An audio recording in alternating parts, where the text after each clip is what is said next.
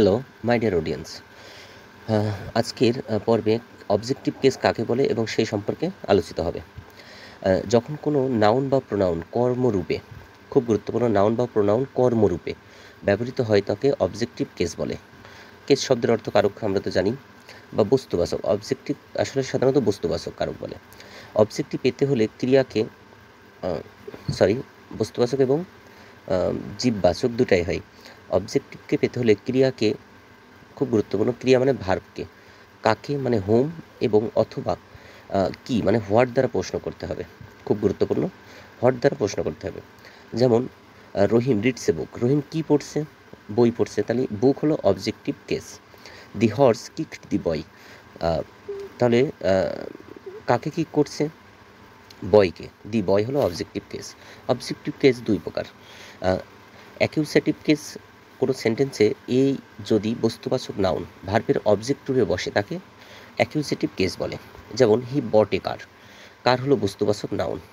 সে কী কিনেছিল? হোয়াট দ্বারা প্রশ্ন করলে সে কী কিনেছিল, কার কিনেছিল, তাহলে কার হলো বস্তুবাচক কেস।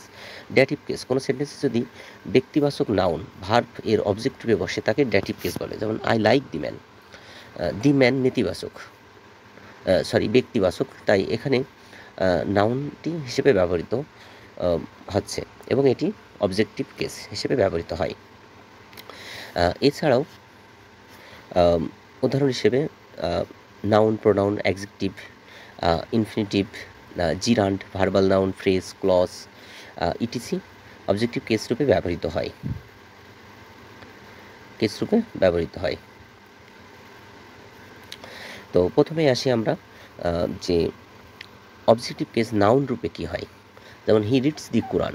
তাহলে ভার্বকে প্রশ্ন করো যে কি পড়ছে, তাহলে কোরআন পড়ছে, কোরআনটি objective case.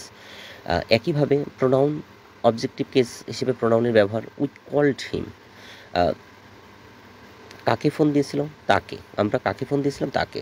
Objective case adjective রূপে। যেমন হি হেল্পস দি পোর। আর অবজেক্টিভ কেসগুলো বোল্ড করে দেওয়া আছে, মানে একটু কালো অক্ষরে বড় করে দেওয়া আছে। যেমন সে কাকে সাহায্য করেছিল? গরিবদেরকে। তাহলে এখানে objective case. Objective case infinitive, মানে to plus verb. I want to sleep. তার স্লিপটা এখানে অবজেক্টিভ কেস। এবং verbal noun I like the playing of cricket. Objective case phrase I met a man of parts. তারপরে objective case clause I know how he did it. Thank you audience.